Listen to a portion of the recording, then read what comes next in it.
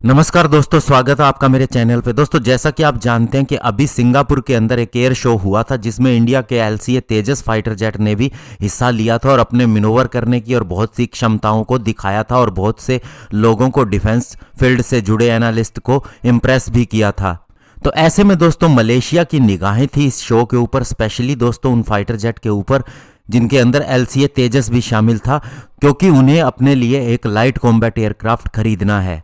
तो ऐसे में दोस्तों अब कहा जा रहा है कि मलेशिया की फर्स्ट चॉइस एलसीए तेजस ही है और जो उसकी लास्ट चॉइस है वो पाकिस्तान चाइना के द्वारा मिलकर बनाया हुआ JF-17 है। आज इसी के ऊपर बात करेंगे। चलिए दोस्तों शुरू करते हैं। तो दोस्तों जो अभी मलेशियन डिफेंस एनालिटिक्स हैं उनका मानना है कि इंडिया का एलसीए तेजस उनकी फर्स्ट चॉइस हो सकता है उनकी एयरफोर्स के लिए, अगर सारी स्पेसिफिकेशन देखी जाए। और इसी हिसाब से वे तुर्की के हुरजेट लाइट अटैक जेट को दूसरा नंबर दे रहे हैं। उसके बाद में नंबर आता है साउथ कोरियन फाइटर जेट का और उस लास्ट के अंदर आता है चाइना के द्वारा ऑफर किया जाने वाला JF-17 फाइटर जेट।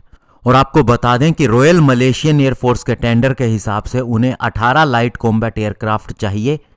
ऐसे में दोस्तों अब अगर फीचर्स के हिसाब से, टेंडर के हिसाब से अगर देखी जाए तो इंडिया का एलसीए तेजस और तुर्की का हुरजेट जेट ही हैं जो उनकी स्पेसिफिकेशन के ऊपर खरे उतरते हैं। ऐसे में दोस्तों अगर हम ये कहें कि तुर्की का फाइटर जेट सिलेक्ट हो सकता है तो उसके पीछे एक ही कारण है कि दोनों मुस्लिम कंट्रीज हैं, दोनों का एक आपस के अंदर एक इंटरेस्ट है जिसकी वजह से वे तुर्की के साथ में जा सकते हैं। लेकिन तेजस फाइटर जेट के सिलेक्ट होने की संभावना की अगर बात करें तो इसने लीमा 2019 के अंदर जो प्रदर्शन किया था और अभी सिंगापुर एयर शो में जो प्रदर्शन किया है उसके हिसाब से ये नंबर 1 पे आना चाहिए, इसके सिलेक्ट होने की संभावना बनती है। दूसरा दोस्तों जो हुरजेट एयरक्राफ्ट है इसकी पहली फ्लाइट 2023 के अंदर होगी और तुर्की ने यह वादा किया है कि अगर उन्हें ऑर्डर मिलता है तो 2027 के बाद से इसका प्रोडक्शन शुरू हो जाएगा, इवन इसकी डिलीवरी भी शुरू हो जाएगी। हालांकि दोस्तों तुर्की ने अभी इसके प्राइस के बारे में भी कुछ नहीं बताया है और इसका पर यूनिट कॉस्ट क्या पड़ेगा इसके ऊपर भी वे अभी पूरी तरह से अपना मुंह नहीं खोल रहे हैं। और इसके अलावा मलेशिया ने यह कहा है कि उन्हें 10 single seater light combat aircraft चाहिए और 8 उन्हें ट्रेनर एयरक्राफ्ट या फिर कहें कि लीड इन फाइटर ट्रेनर चाहिए। तो ऐसे में तुर्की ने इसके ऊपर भी कोई कंफर्मेशन नहीं दी है, स्पेशली इसके कॉम्बैट वेरिएंट को लेके। और इसके अलावा दोस्तों जब तुर्की के फाइटर जेट का प्रोडक्शन होगा उसके बाद में कॉम्बैट एयरक्राफ्ट के अंदर बदलने के लिए उसके अंदर बहुत सी चीजें होगी, सारी चीजों का वैलिडेशन चाहिए होगा, स्पेशली वेपन सिस्टम का, और एक मिसाइल को भी टेस्ट पास करने के अंदर बहुत समय लग जाता है।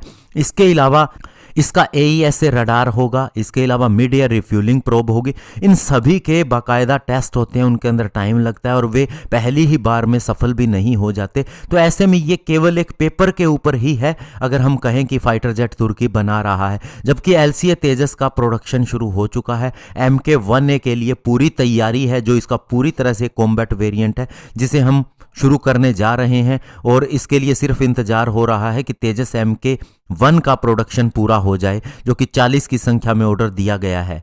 तो ऐसे में इंडिया का एलसीए तेजस पूरी तरह से रेडी है और इसीलिए संभावना यही है कि इंडिया का एलसीए तेजस ही सिलेक्ट होगा मलेशियन एयरफोर्स के लिए। हमें थोड़ी सी डिप्लोमेसी करने की भी जरूरत है। धन्यवाद। जय हिंद।